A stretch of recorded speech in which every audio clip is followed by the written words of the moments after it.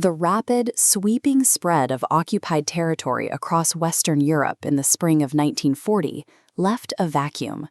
The enemy advance violently consumes nation after nation, terminating abruptly right at the edge of the English Channel. Looking across that narrow strip of water, the British public faced an overwhelming mechanized force. The sheer scale and rigid order of the advancing enemy represented the suffocating grip of the Gestapo, the brutal secret police force of the Nazi regime. At this moment, the military reality was terrifyingly bleak. There was absolutely no credible physical guarantee that a mainland invasion of Britain could be prevented. This imminent physical threat triggered a severe political crisis in London. Inside the highest levels of government, the British elite faced intense internal pressure to capitulate and negotiate peace treaties with Germany to avoid utter destruction. Winston Churchill stepped into this paralyzing political environment, taking on the burden of leadership at the darkest possible hour. Before he could even begin to fight the enemy across the Channel, Churchill had an immediate, critical objective at home.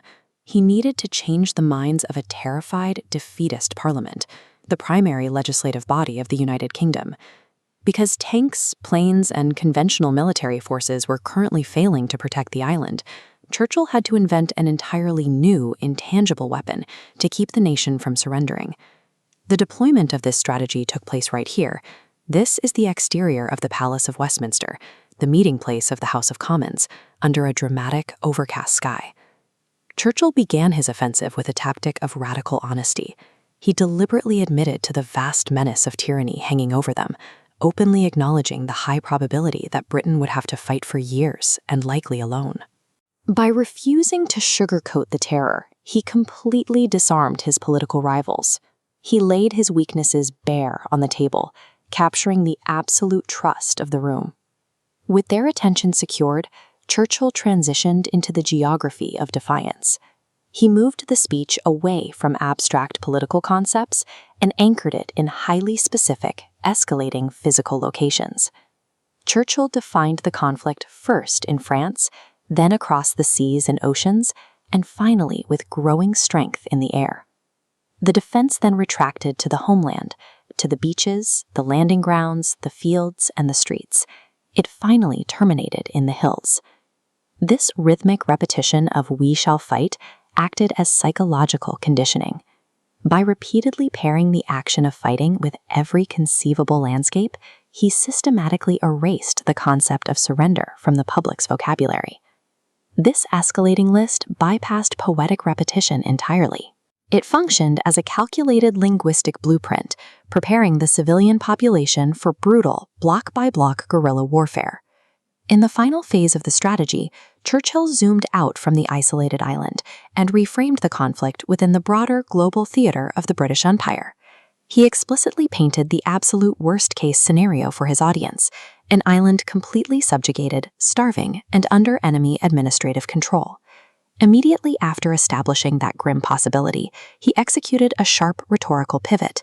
He declared that even if the homeland falls, the empire beyond the seas, guarded by the British fleet, will carry on the struggle. Churchill concluded by pointing toward the New World, stepping forth with all its power and might to liberate the old. By presenting the potential fall of the island as a precursor to a global struggle, he turned a local defeat into a strategic distress signal directed at the United States. This final sentence transformed a local European crisis into a global call to arms. This established the strategic lifeline of American intervention that would eventually secure victory.